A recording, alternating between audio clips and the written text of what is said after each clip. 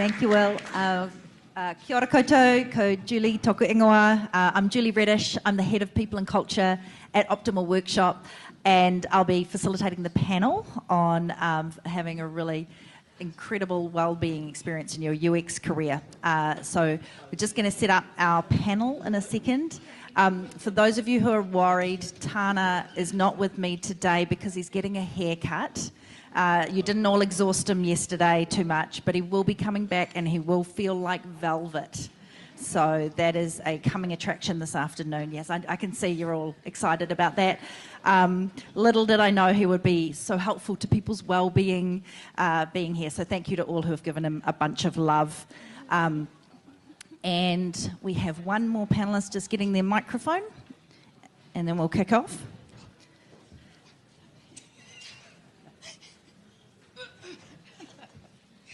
These chairs are quite high, but they're very fun. So just to introduce myself a bit more, I'm obviously been at Optimal Workshop for a number of years and worked in tech in people roles. I'm really passionate about workplaces that take care of humans. So that's really my pleasure to facilitate this panel today. I'm going to get each of the panelists to introduce themselves, starting with Chandler. Hey everyone, my name's Chandler. I'm a senior experience designer at a design agency here in Wellington called Pivot Point. Really excited to get into this talk today, but first I thought I'd take a moment to reflect on why we're here, why we've put this panel together.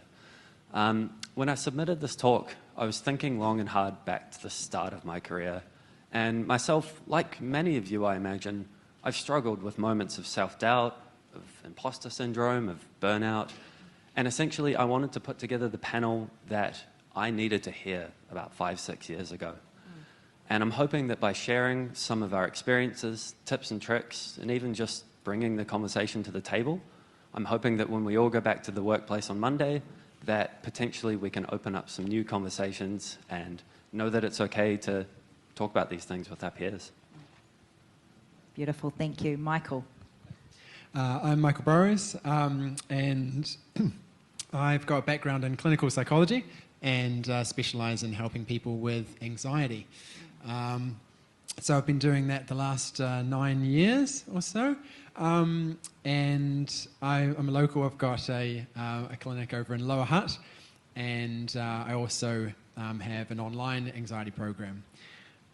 What brought me here today was, I suppose, to bring in the helping people one-on-one perspective day in, day out with anxiety, and be able to bring in the help that treatment practices might be able to bring. Beautiful, Michael. Thank you. Pia. Tēnā tātou katoa, ngā mihi nui ki a koutou katoa. I'm from the far north, Waimamaku, via Tāmaki Makaurau, and have been a proud adopted Wellingtonian for the last 14 years. Really proud to be here today. I'm also the Principal Advisor for Organisational Development at WorkSafe, my first foray into the public service in my career. I was really drawn to being part of this panel today because I've just spent the last, won't say how long, of my career, because then you'll guess what my next big birthday coming up is, working in the space of designing employee experiences, and wellbeing is such a huge part of that, and our workplaces contribute so much to our communities and society, and so this is a really important discussion to have across all our workplaces. Kia ora. Talofa lava everyone, I'm Sachi Talalei. Lovely to see you all again. I'm the Head of Design at ANZ, and I'm just in awe of the panellists, my fellow panellists up here today. I'm not an expert in this area whatsoever, but I do bring my own lived experience, and also as a leader within the workforce, and also a mum of 2 young children who also suffer a lot from a lot of anxiety. So I'm really looking forward to learning, but also kind of sharing and have a discussion about the topic. Beautiful, Sachi, thank you. So my first question is really individual based. So the people listening might have been in various spaces this, or may know people and how to support people around you, which is really important as well. How can you identify and manage anxiety in your career? I'm going to start with you, Chandler, which is the practical things I know that you've overcome yourself, but also that might be other things that you can think of. So what do you say to that? Yeah, I think it's really important to build in those moments of self-reflection. This can come up at many different moments, whether it's starting a new role or a particular new project. And I think being able to step back and look critically at how we're feeling in these moments and identify where this is coming from. For example, for me, I've often had a lot of issues when it comes to confidence in presenting work. And so what I started doing was really building in the time to make sure that I was ready for these keystone moments, such as presenting for a design work in progress meeting. What I would do is an hour or two before the meeting, maybe the night before, I would really spend the time to go through what I was presenting, make sure that I have all the answers to all the questions, or maybe if I don't have an answer, know that as well. Go through all the design justifications, why I went with a certain solution over another, what we researched, what we didn't research. And I found that this would make me more prepared and more confident and help to ease that sense of anxiety. What I found as well, that even if these points didn't come up in the meeting itself, it gives you more confidence in yourself as a designer or as a researcher or any practitioner. I found that those moments where I've prepared properly, it instills confidence longer term, and I have those skills ready to go for the next time something like that might come up. And Chandler, do you have other examples where you found yourself dipping into that, those feelings that you are not handling your anxiety very well, and how do you recognise that you're in a space yourself that you need more help? Yeah, absolutely. For me, I'm paying attention to signs of how I interact with my co-workers, I think. I think for me, that sense of community in the workplace is really important, and how you're interacting, for me at least, I think it might be different for each individual person, but I find very much so that the way that I'm interacting in some of these conversations, and again, just kind of trying to look critically at how I'm thinking going into these, I think being able to take an objective step back and actually have a little bit of a framework for measuring how you're feeling. Perhaps you write down, what are the projects that I worked on today? How did I feel about these? And then start to look at that over time, because I think it's something that you might not notice if it's creeping up. But if you can take a look back and go, 3 weeks ago, I was feeling pretty stressed out about this particular project. 3 weeks in, I still am. Let's take a step back and address why I'm feeling this way. Right, and Michael, from your point of view, what do you find that people need to put their markers on? What do they need to be alert to? Yeah, sure. So it's an interesting point about length of time, if you're noticing that that's been disrupting you for a while. And that disruption is actually what you want to pay attention to, because sometimes it'll be obvious, you'll be worried about something, and you'll be like, yeah, I'm worried about that, right? But a lot of anxiety, what you notice is just the feeling. And then you're having to work out what you're anxious about. Like, you might know the general topic, like, I'm anxious about this project, but you don't know what you expect to happen that's generating that anxiety. Like, am I expecting it to go horribly wrong, or to say something stupid and get judged for it, or to get fired, or what's my brain worrying about here? And so you notice the disruption. So you might notice disruption to your thoughts with the worrying, or you might notice disruption to your sleep, where it's difficult to get to sleep, or it's waking you up, or you're waking up at 5 and you're like, I didn't want to wake up at 5. It's not time to wake up yet. Or to your appetite, where that drops down, or it can go up, but usually that'll drop down. It's like, I'm kind of skipping breakfast because I'm anxious. And you can notice those signs. Another one would be disruption to tasks, right? So you notice there's procrastination, where your brain's trying to protect you by going, hey, we're likely to fail at this, so let's just avoid it. And so you can pick up on that. So when you notice those disruptions, then you can be like, how's my anxiety level? And like Chandler was saying, you might even give that a quick rating. Maybe you'd even give it a rating out of 10 or 100, whichever you prefer, and then you can keep an easy track of how things are going with that. If it's getting a bit high or it's going on a while, then you might want to do something about it. I'm anxious about staying upright on this stool right now. It is a bit wobbly. Get it up on the stool. Centre of gravity, back. You figured it out. You figured out the worry. Well done. Here all by myself. Yeah. Nice. And Michael, any of those kind of practical tips or things that can actually help you when you realise that you're in those moments, or have started to note those ratings are going up and staying up? Yeah, absolutely. So, so if you're noticing that anxiety is becoming a problem, or it's been a problem, and you're recognizing it, then what you ideally want to do is follow a process to work through that, because you might find that it's not just on this one project; it's actually a bit of a pattern, and it's popping up with a number of projects, or all the projects, or just generally at work. And so the process would look something like. First, working on bringing down what's called your adrenal baseline. Okay, so when stress levels come up, that brings up your general level of adrenaline, then you're spiking off of that, right, which isn't helping things. So you want to relax that down. You're probably going to want, if you're noticing that you're having actual thoughts, you're having worries that you can tell are happening consciously, then you want some sort of technique that is going to bring down, reduce the amount of worrying that's going on.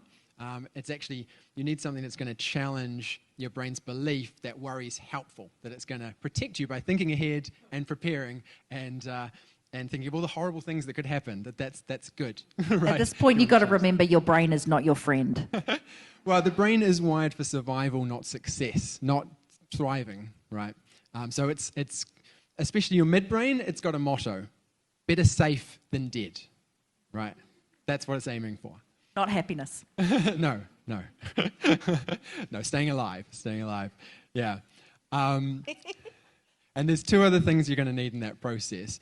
One is a way to think through the fears, figure them out and then think them through. That's then going to instantly bring that anxiety level down. And that'll take a bit of practice to really get going. But it's absolutely possible to do that, to get to the point where it can just go like that. And then the last thing you're going to need is, most of our brain doesn't understand language. So you need what's called a behavioral challenge system, right? Where you're going to be speaking the brain's language, or most of the brain's language, okay? It's only the prefrontal cortex that is getting the language side of things. And so that's the bit that you'll actually join in with the worries if you're doing worrying. But most of the brain, it's pre-verbal. And so what you need is its actual usual inputs, which is from the senses. All right? So you actually need to go through it. So if I can take that earlier example of preparing, sometimes when people get very anxious, they'll over-prepare, right? So then you're staying up for hours and hours, going through your notes, checking through the notes in the morning, and what that does is feeds back, you're not good enough. Without this preparing, you would have sucked, right? And so a behavior experiment would be something like limiting yourself to a certain amount of preparing and then seeing if that works out okay, right? And then your brain gets that input from the senses, from the experience, and that changes the very beliefs that are bringing up the anxiety. It's really, we could talk for hours on the brain. That is amazing. No, and keep going. So this is moving on to one of our favourite topics in the industry is imposter syndrome, which I just like to call being alive. Is, you know, you never ever think you're as great as the other people think that you are, but the freaking out about yourself is quite interesting. And Sachi, I'd like to hear from you about this one first. You think I know a lot about this? I feel in your eyes that there's you're someone who's a leader, who really is a leader. Oh, I thought you said a legger, because you can see my legs. A leader, yes. Yeah. Yes. How do you manage this in your world of like doubting yourself and being up to the challenge? Yes. Tell me about that. Oh gosh, where do I start? I think I did a whole talk yesterday about being feeling like an imposter. Yeah. Really, for me, it comes down to being really vulnerable. Really, at the end of the day, it's almost like the opposite of what you think is needed in that moment.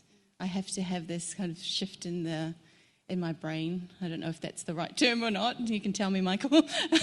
In relation to understanding what it is that I'm fearful about. Like, do I need to be like everybody else? Because I feel like everyone's so much better. So the comparison thing is also quite huge for me. I'm not a competitive person, but I compare myself all the time. Like even sitting up here, you noticed in my intro, it's like, oh, I'm so in awe of all these people because I did feel like, what am I doing here? You know, what do I know about anxiety? And well, even though I'm showing the exhibits of it right now. So I feel it, but the comparison aspect of that is huge, and I don't. Any tips, Michael, Pia? First, I'd say I'll give you the case normal. studies, and then you tell the answers. Have you got a diagram for us? A maybe? diagram? Yeah. How does imposter I'll just syndrome draw work? on the wall. Well, yeah, I mean, comparison's a fairly normal thing for us to do, and the problem is when we do it negatively, which is where we go, right, I'm here, they're over here, and when we bias it massively, right? So a classic example is on the appearance front, where we'll go, okay, I'm going to compare myself to Hugh Jackman, right? I'm going to go for the top 1% attractiveness and compare myself to that, right? And then you go, oh, wow, I'm right. Well, I'm down here then, right? Whereas if you go, right, next 5 people I encounter, right, 1, 2, 3, 4, 5. Okay, you, right, comparing to you. Oh, yeah, okay, yeah. Try this experiment at home. And then you're getting a random sample, so you're a bit more scientific about it. But it's not about being sciencey. It's about that being fair to you. You're comparing yourself to the populace. But then in a workplace, right? It's more about your brain's just coming up with the negatives. It's having a bias towards thinking of the negatives for you and the positives for others. And so practicing bringing in the positives can be really helpful.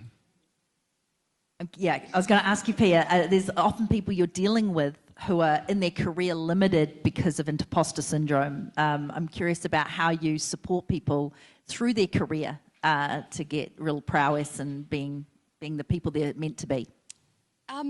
One thing I've learned over the last few years is I always thought that imposter syndrome was something completely unique to me, and I was the only person that was experiencing it, and no one else knew what it was like to feel like they felt they were in the wrong space at the wrong time, and everyone knew everything more than they did. And I have to say that nothing triggers imposter syndrome more like sitting up here with a panel of brilliant people and being, I don't even know what I do anymore, I've completely forgotten what my role is. I think there's something quite comforting in recognising that this is not a unique thing that you are on your own about. You know, there is some stage in I imagine everyone's life here where you're going to feel that way.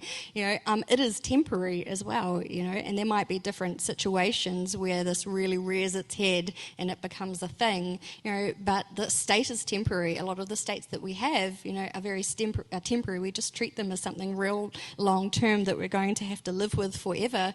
In terms of supporting people in terms of workplaces, you know, I think it's forums like this where we're discussing these topics openly. It's not a secret. I know that when I suffered from anxiety, and again, I thought this was something completely unique to me, and then my boss at the time said, everyone's got anxiety these days. And I was like, again, that was something really comforting, you know, because it was openly talking about something that was going on that I felt that I had to keep really inwards and not tell anyone about. In terms of supporting people, I think, I also actually just think that having humour in situations can be incredibly supportive. You know, like I wonder whether maybe we've got a little bit serious the last couple of years. There's some real, don't get me wrong, there's some really serious shit going on, you know, but actually, like, it also can be really helpful to actually just laugh sometimes and have a bit of a joke and relieve some of the pressure. There's a lot of pressure going on. Awesome. And Chandler, anything for you that you found personally helps? Yeah, absolutely. On the topic of imposter syndrome, I like to consider this as a maze. This is a maze that we're all going through on the long journey of our careers, right? And that sort of helped to solidify for me that it's not just something you're going through at the beginning. We're all going through it. And yeah, of course, at the start of your career, you're going to get lost potentially pretty quickly. You're not going to know which corner you're meant to take, how to take that turn. As you get through your career and you're going through the maze more, you're getting more familiar with it. But there'll still be times where you get tripped up. And I think that really helped in my mind to know that, you know, it's not just me as a beginner. We're all going through it. Our leaders are going through it as well. We which help to enable those conversations. Brilliant. Well said. Thank you. So I'm also going to shift. I know that through your careers, you're going to have more opportunities to influence the workplaces that you work in, and also your teams of people that you're working with, to make it a really safe space to have these kind of conversations. Probably any time in the world, there's 25% of tech workers are currently experiencing an issue with their mental well-being. So it might not be today, but tomorrow might be coming to a place near you. So this is literally, I put my hand up for this panel and just had the week from like mental hell. So it was absolutely up and present. And I think that workplaces can do a lot, right, Pia, to make it psychologically safe for teams and organisations. Can you tell us more about that? Where do I start in this long alphabetical list of things that organisations could be doing differently and better? I think from a really practical perspective that there's a lot to be said for structure in organisations around the clarity of what people do. We're living in a VUCA world of which I always forget what all four are, but volatility, uncertainty, complexity, and can't remember what the A stands for, but not important right now, but actually being able to have that clarity within organisations of what your role actually is really supports wellbeing for people. The other thing is, over the last few years, I think it's fair to say that we've lost a bit of connection with one another, and connection is incredibly important. And, while this is probably quite contentious here, but, we're all like, yeah, flexibility, woo, I can work from home from now on and never have to see another person. It's there are actually some real downsides to working on your own all the time remotely. So genuinely connecting with your colleagues and connecting with your workmates, and your teams. There's a lot to be said for that, for being in touch with other people. There's a bit of a shift where, there's a lot of discussion at the moment around whether workplaces say everyone has to come back in the office or do your own thing or whatever you want to do. And I don't think it's mutually exclusive. I just think about, what the benefit of actually being in person can be if you're able to do that. So those are a couple of things. In terms of how you build trust, sometimes we're all a little bit fearful of conflict and upsetting each other and saying the wrong thing, but that is genuinely one of the great bases of trust if you can have constructive conflict in your organisation. And that also means being really clear on behavioural expectations, and that actually conflict isn't a free-for-all, where you call someone names in the kitchen. It's actually being able to robustly disagree, and come out the other side and be respectful to each other. But that is a great mechanism for building trust in organisations. And the last thing is around culture. And we typically think of culture as something that is done to us, and like we're passive in it, and we just turn up and there's this culture that's already there, but we're active participants in our workplace cultures, what we bring in terms of our attitudes, our mindsets, our beliefs, our, all that stuff around how you treat other people and how you treat yourself, that all contributes to the culture that you're in. So I do think there's value in reflecting on one's own part and actually what you bring into your organisation.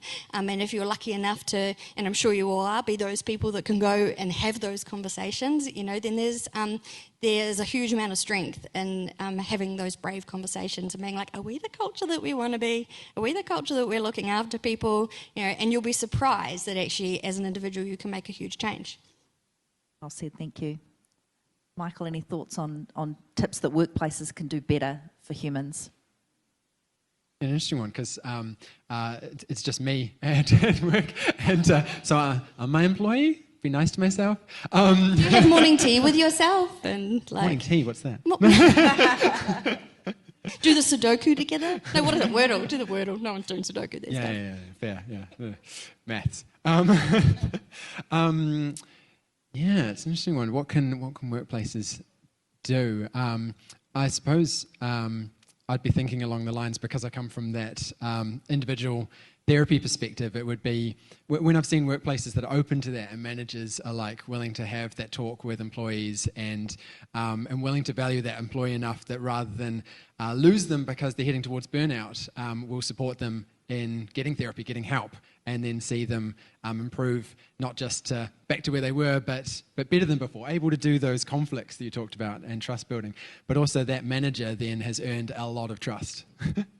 So I'd probably be along that road. That's really well said. Awesome. So I was just thinking about effective mental wellbeing habits and routines in your day. Like, what do you do to mentally be well in your day, and what can you implement? So who would like to take this one? Archie would. Okay. Well, okay, so where do I start? The one method that works for me is called the Wheel of Life. Has anyone heard of the Wheel of Life? Is it a board game? No. Oh, no, that's the game of life. That's the game of life. Nope. Which isn't very good because it's not. It's very old. Yeah, and very, dusty very old in my house. It's outdated. So the Wheel of Life. If there's a free download from Tuhi Stationery, if anyone wants to go and have a look at it, it's Tuhi, tuhi.co.nz. So what it is it looks at well-being. Well, this works for me. Well-being from a holistic perspective. So the wheel is it allows you to fill in like different segments of your life. So family is important to me. Work, I do a lot of volunteering. Finances, physical well-being. Getting out in fitness, that's always really low. And so you go in and you kind of fill out. I find it useful. Fill out at the beginning of the week how I'm feeling or where I want to dedicate the most of my effort. Because, when we talk about finding balance, often we think of it as a linear thing and you're trying to keep it even, where the Wheel of Life was a light bulb moment for me in that there are always parts of your life where you're having to dedicate a lot of time to or effort into, so your energy kind of goes into that segment. And then you've actually got to mindfully balance it out. So, for example, this week it's been terrible in relation to time with family because I was panicking about this conference. So my husband kicked in. So he did all of the washing this week, and I was kind of, relaxed last night, but he still did the dinner last night because I was pretending like I was panicking about this panel, which I wasn't. But it was nice to... You're such a good actor. I hope he doesn't watch this. But it helps put everything in that whole perspective, and I can actually then pinpoint where I'm lacking. And often it is in the physical exercise. The sisterhood gets together, but then we kind of just walk for a little while and go for... So that's how it works for me, essentially. Yep. Yeah. Well done. Well done. I like that model. I know it from a different name, but I love doing that as a pie chart. And then you can do the slivers, like how big those are, but how important those areas are in your life. And then I fill it out as like one of those kind of like blob charts where it'll be like, okay, doing this well in that one, and this well in that one, and this one's over here, and kind of creates a bit of an outline. And then you can be like areas for improvement, or, I'm doing well in that, great, good, yeah. Yeah, it's a nice strategy. Can I also add? Oh, go for it. Right? Yeah. So I would say that all those strategies that I outlined initially, I do all of those. And it's totally possible to fit them in your day if you do the most efficient and effective techniques. So, for example, you do the highly efficient 5-minute relaxation rather than having to do a whole hour and try and squeeze that in. And that can enable fitting in a regular habit. And then the other thing that I'd say about habits is you want to remove decision making. Because has anyone heard of decision fatigue? Yeah? Yep. So we make something like 23,000 decisions a day. I mean, like I'm deciding right now, do I lean to the right? Do I lean to the left? What do I say next? Those are all decisions. And if you make all of them consciously, I mean, there isn't actually space for having them all happen consciously, right?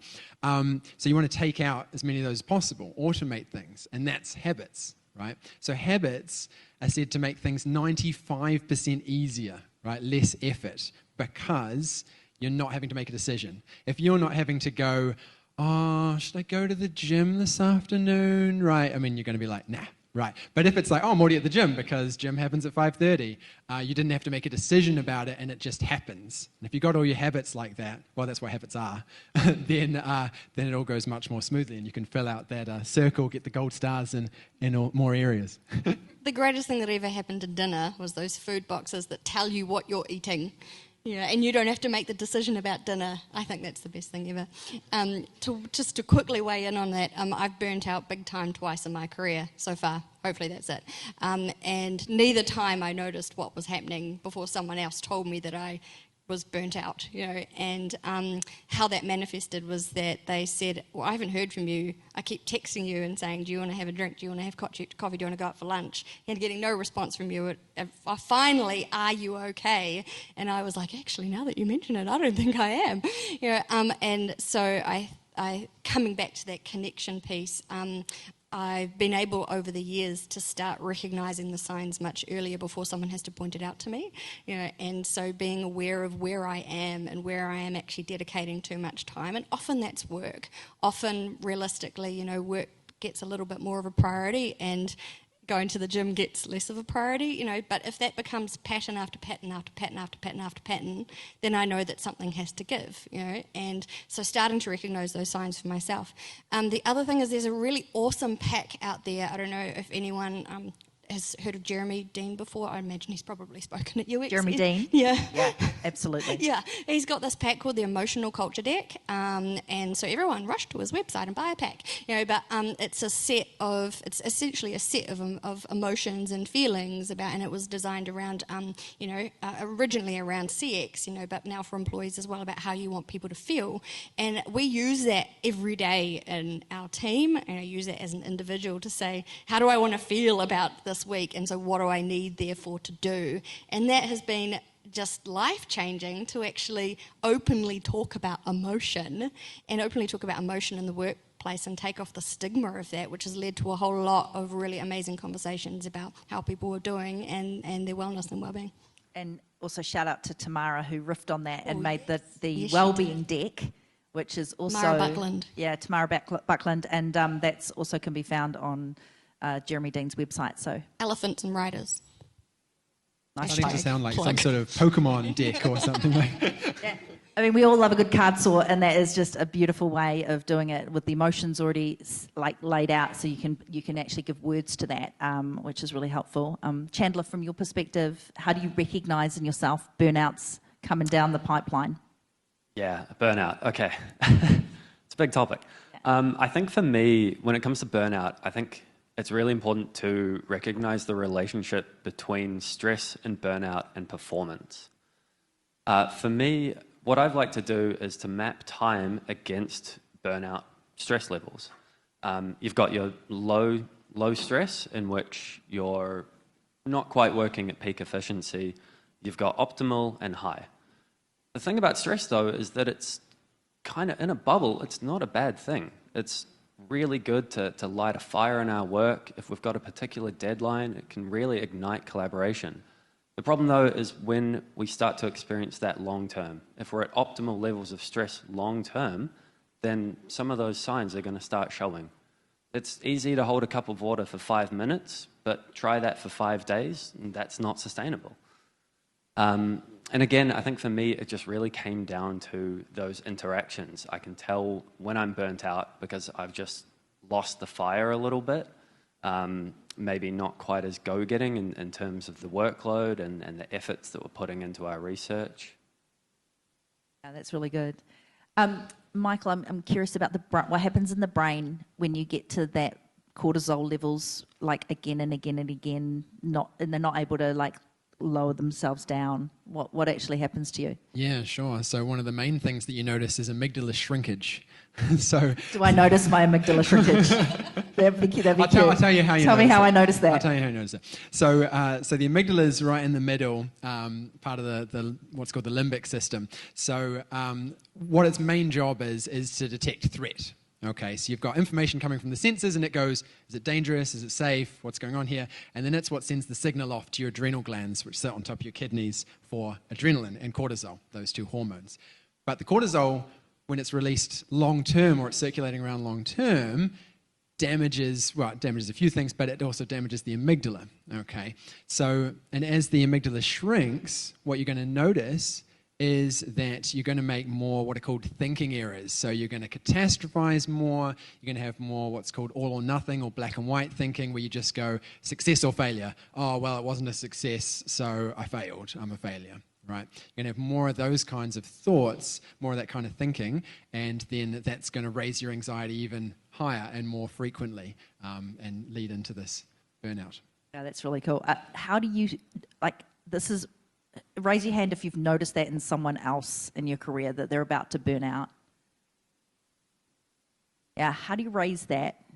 How do you be kind with that? I mean, it's not something that obviously you recognize in yourself straight away. How do you get to other people before they're already like on the cortisol levels that are unsustainable? Is there any thoughts on that, Sachi, your peer, or probably the leader group? After many thoughts. Probably no good ones, truthfully. I think it takes bravery often to have those conversations and say, I don't think you're okay. It doesn't feel necessarily natural to say to someone, we've gotten quite good at that catchphrase, are you okay? And everyone nods and smiles and goes, yeah, choice. But they're not, so I think phrasing that in a different way is very powerful and takes a lot of bravery as an individual, but we don't really do that. For me personally, someone saying to me, I don't think you're okay, was the kindest thing that they could do, and it wasn't necessarily about the words, it's that they said something to me, and that made me stop and think, oh my gosh, what's going on, this is not working, so I think the other thing is around care, again, I think the last few years, maybe we've become quite focused on ourselves and we've lost a tiny little bit of care, maybe we're all a bit exhausted for each other, and so I think even recognising it and then choosing to say something to someone is one of the greatest acts of care that you could do. So maybe it's just taking the leap. And if you're wrong, then it doesn't really matter, right? You haven't really lost anything, But someone is like, man, that person cares enough to ask me. You could slide over a card deck. Oh, you could. How are you feeling? Pick the 5 cards. Anything you thought, Sachi? Yes, well, I think I have had people in the team in the past who've experienced, and what I remember of the situations was that people flagged it to me, and what helped was that the relationships that we had built before, so it had to be based on a foundation of trust at the beginning, and you've got to work on it ongoing so that when those moments happen, you're able to step in. But I do remember as a leader feeling very, very scared, and also a little bit helpless in relation to what do you say and how do you respond to it, because everyone's different. But thankfully, a lot of the team in themselves have people that know them really well, but also outside of work. So there's this aspect of everyone coming together to a certain point. But there was conversations around, I can see, and also, around the language too. The emotional culture deck, and we talked about this yesterday, about Brene Brown's book, Atlas of the Heart, where I found that book so incredibly helpful because it defined the feelings. And so, are you feeling overwhelmed or stressed, or are you anxious? Those are 3 different feelings, and being able to kind of clarify, are you stressed and just need to step away for a moment, or are you completely overwhelmed and need to get out of here? And being able to, everyone to be on the same page about those types of emotions is really helpful. Yeah, my sister has this wheel of emotions that they use. She's a Rudolf Steiner teacher, and the words, as we know, information architecture, the words are very, very powerful. And if you can say things beyond anger, actually it's infuriated, or it's incandescent with rage. There's distinctions in language that give you access to hitting the nail on the head. And that when you give language to it, it actually dissolves it, but also allows you to share it with another person, so that it can be, actually shared right. Name it to tame it, isn't that the Sounds good. old statement? Yeah. It works. Yeah. If not, we'll just Semantic attribute it to your name and you'll be famous. That's not my quote. It's great. What I'd like to hear about now is there's a whole, you're an individual dealing with what you're dealing with. We know that everyone has a brain that actually has amygdala shrinkage and amygdala hijacks and things like that. I'm interested in the support structure around and the holistic view of how we take care of each other, and what to really notice about what will make a difference. And especially, someone mentioned before, we are like each individual, each going through it in a different way. I know I'm a very ragey person, so if I'm ever like completely off the handle, like ragey, you know that I'm unbalanced at some level. Other people are super quiet. Other people, it's cultural differences actually come out, and you think that what you're thinking is what they're going to be thinking, but they're coming from another lens. Sachi, I'd love to hear from like a holistic view of what people deal with in the different cultural lens they come from. Yes. Well, I think that's one of the biggest challenges for me as a leader, because of the wanting to understand if it's a cultural issue or if it's a clinical one, and kind of not knowing, navigating, because people, you can't separate them out necessarily, but there are different, particularly within, and I just want to disclaimer, Pacific people, there are many of them, different types of cultures, so I'm not necessarily trying to speak on all Pacific culture's behalf, but there are commonalities in relation to stress and responsibilities and obligations and expectations beyond just the workplace.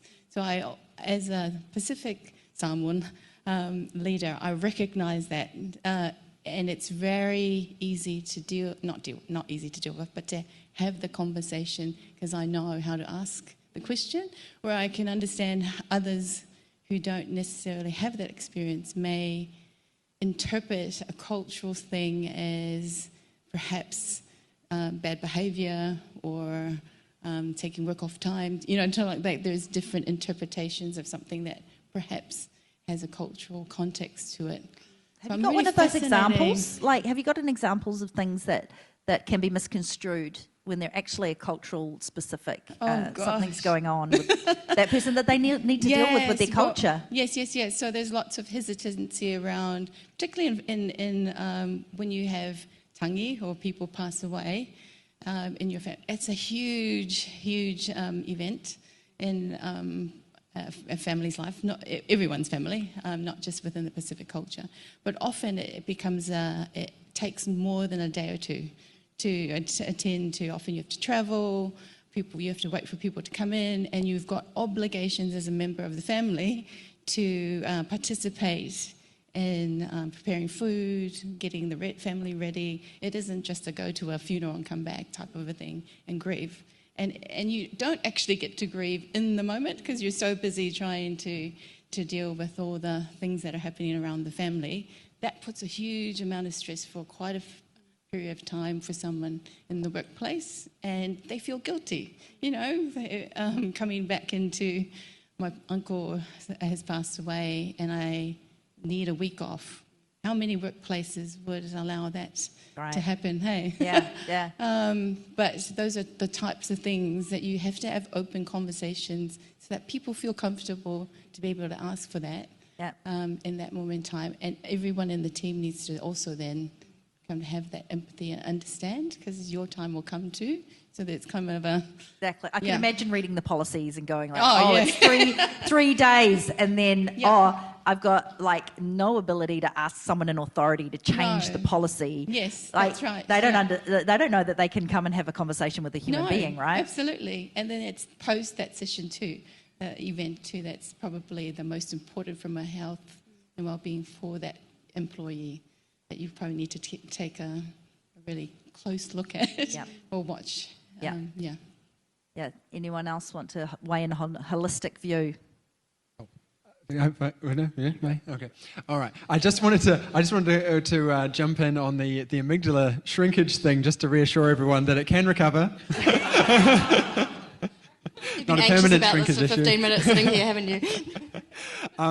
We used to think, I don't know, 20 years ago or something, that the damage to the brain was just, right, that's it, you're stuffed, right? You've killed off your brain cells and you've got a limited number and that's it. Does anyone remember when that used to be the thinking? So it's like, you've had some alcohol, right, that's it, those brain cells are gone now.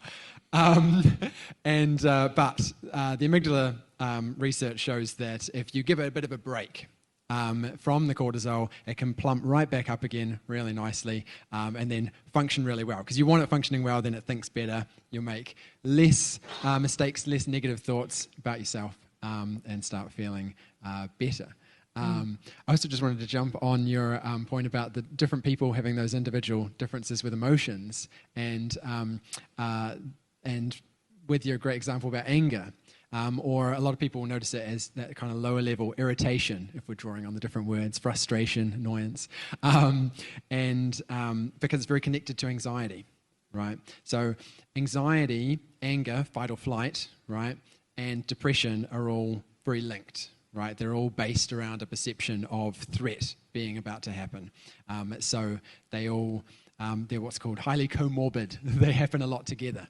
So you might notice that you're feeling down, withdrawn, or you might notice you're feeling irritable, you might notice that you're feeling anxious, or you might notice all three. So good things to pay attention to. I think with the difference in bodies too, like they've noticed that depression shows up in women more as anger than actually feeling down. So looking for those signs as well for people I know. Menopause has a whole lot to do with mood and hormone differences, and that can seem like it's a health issue like that, but it's actually just the thing that 51% of the world are going to go through. So everyone should get educated about it. And COVID and brain fog and COVID can also mimic depression as well. And vice versa. They found a number of long COVID cases were actually depressed mood that was undiagnosed. You're going to just find out more and more. The research is so new. Chandler, you're going to talk a bit more about holistic. Yeah, I wanted to circle back on that idea of looking out for each other in our teams for moments like burnout or anxiety. And I think the thing for me is this idea of team empathy. I'd like to think we're all pretty empathetic people. We're already practicing this in our user experience research. You know, we get to know the pain points of our users that use our products or services. And I think it's really important to apply this lens internally as well to the people that we're collaborating with. You know, get to know them personally as well as professionally. Know what makes them tick, why are they in this industry, what kind of things are they really excited to work on, what's the favorite project that they've ever worked on, you know? Then likewise, get to know them in terms of their role as well. And I think we had some really excellent talks on this yesterday in terms of collaborating with developers and product owners. You know, if you're working with a product owner, get to know what some of the frustrations are from their stakeholders and how that might impact how you're working together. If you're working with customer-facing teams, get to know what are the end users often complaining about, what is potentially some weak points in the software or experience, because all of this bundles into how we're going to interact with each other as teammates. Once you're able to crack the shell a little bit more, you get to know each other better. You know, you learn together, you succeed and fail together. I think this makes it a lot easier to notice when someone is starting to show these signs. Awesome. I think my last question is about, or one of the last questions if we have time, is about career advancement and dealing with well-being as you're progressing your career, both in the view of, you know, there can be a stigma against people who are dealing with their mental health, but also people who are in generally managing well-being when you get up to a level where the press is on and the user experience may not be quite as thought through. How do you, as an individual, really take care of yourself as you climb your career ladder? Boundaries. I could just stop there, full stop, boundaries. Nothing more to add. I think especially when you're starting out in your early career, you know, and I think there's almost this bit in the middle. In your early career, you say yes to everything, you know, and you're like, I can do that, and you tack that on, add that. And then you almost have this like sweet spot in the middle where and then you get maybe into a certain position and then it creeps in again and you have to say yes to everything all over again, you know. And I think knowing what your own boundaries are and respecting your own boundaries is quite an important thing across your career, you know. And I kind of think it taps into a lot of things that we've covered today. And what that's probably my big thing. Yeah, I think I could have just said boundaries full stop and just left it there. Have you ever had a boundary broken and you had to actually enforce it? Constantly, you know, like again, I think it's something that I have had to talk myself into respecting my own boundaries, you know, and so I used to do a lot of panels like this, and I used to talk at a lot of things, and then as part of my experience and completely burning out, you know, I realised that I wasn't respecting that because I said yes to everything that came along. You know, I didn't want to miss an experience. I didn't want to miss an opportunity to, you know, to be part of something. And so everything that came along, I was like, I'm your gal, I'll talk on that. Don't know what the topic is, but yes, sign me up. You know, but like, and so I had a year of no, and I had a year of where I politely declined a whole lot of things. And at first it was so, I had like FOMO like you would not even believe, you know, and I thought that, oh no, if I say no to this thing now, then no one's ever going to ask me again. I'm never going to, my career is, that's it, I've hit the peak. It's been a great ride, but you know, no one's ever going to invite me to anything anymore. I'm never going to be asked to do anything anymore.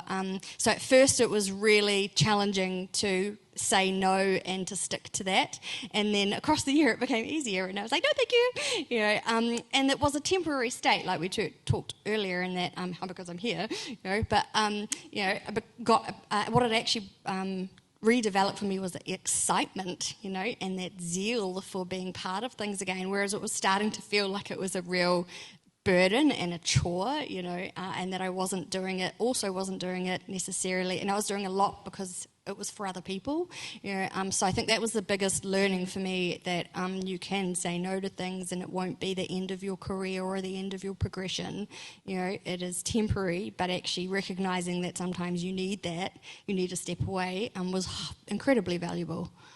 Yeah, beautiful. That's so cool. What you did there, where you tested out, does this mean the end of my career? Does this mean that no one will ever invite me to do anything ever again? You did a behaviour experiment, fed back to your brain, it got to experience, hey, that's not what happened. That's safe. In fact, the opposite happened, and then I got inundated with requests, and I'm like, no, thank you, no, you know. So, but it was a great experiment. Yeah. Curious about other answers for advancing your career with dealing with this. Dealing with the mentor. I remember distinctly when I first stepped into leadership, it was a secondment. So my manager had gone on to a secondment. So I stepped up, and I thought I had to do it all. Do you know when you step into that and you think, I still got my current job because I've moved into this role, but I still have this, so I've got to do it all. And I had 2 kids under 5. Feeling this pressure of trying to perform, do my role, do this new role, and had a team of people. And I remember there was a 180-degree survey. So it was maybe 3 months after I'd taken over the role. People filled in. There were 6 or 7 of the team at the time. The results came back, and they were all red. And I remember going, oh my God, I'm doing all this thing and it's failing miserably. But what the survey showed to me at that moment in time, and we also had a conversation with the team, was they felt that I didn't trust them because I was holding on to all of this responsibility, thinking that if I gave it away, it would burden them. So I was in this state of, I need to do it all, and that had a negative response within the team. So that was my biggest learning in that, to actually feel, or for the team to feel that they're needed and valued, I had to delegate. And then it was fine to do so. And that has been my mantra from now on. Do you want some more work? Okay, let's do it. So I think that's the whole pressure that we put on ourselves to be superwomen.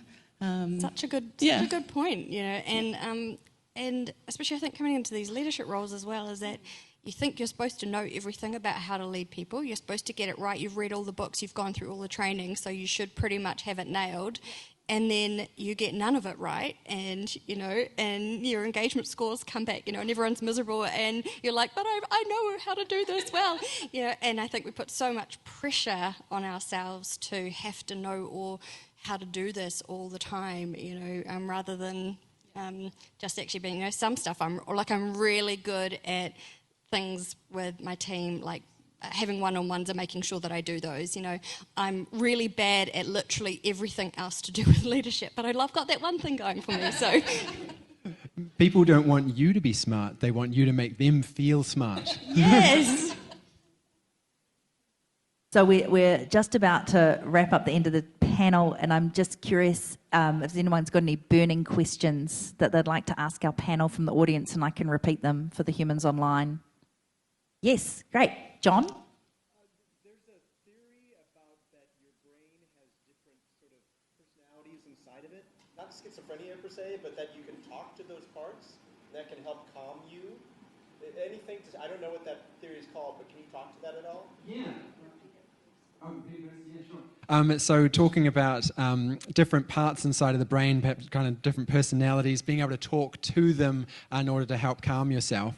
You might be thinking about like parts therapy there, where you can visualize the different parts of yourself. So you might have a part of yourself that's a bit more quiet, and a part that's outgoing, and a part that really just wants to go and lie on the couch. And you get them all together, and you picture them in a room, and you picture the room, or you might even set up an actual physical chair and place another part of yourself in there, and then you have a chat. You have a round table with yourself. Can be quite useful. Especially if one of the parts is misbehaving. Yeah, I had one where I had a bunch of killer moths come at me in Singapore when I was 6 years old, and I now have anything that's unexpectedly flies in my face or changes my plans, I freak out to a very high degree, an inappropriate degree, like a 6-year-old having a tantrum in the Singapore restaurant. But my chat to myself is, hey, 6-year-old Julie, you should just go sit over here and have a lollipop, because adult Julie is just taking charge of this right now. And we have a little chat to little Julie, because she's so sweet and cute and also having the biggest tantrum right now. But she is not in charge of actually talking to people. We should put her over there in the corner. And that's another way people will divvy it up: child self, adolescent self, or teenage self, and adult self. And then you can use your adult self to coach the younger selves that might have had some traumas pop up. That actually does bring up a really good point about... 10 seconds. 10 seconds. Really good point about imposter syndrome. Often there's an I'm not good enough belief that can be from past events, and it can be really useful to do some sort of reprocessing therapy to deal with that. It can really lift us up, feel better about ourselves. Thank you so much. Thank you so much, panel. You've been amazing. Please go on this break to donate to stuff.co.nz and take care of all the trauma that's happening in New Zealand at the moment. Thank you all for listening.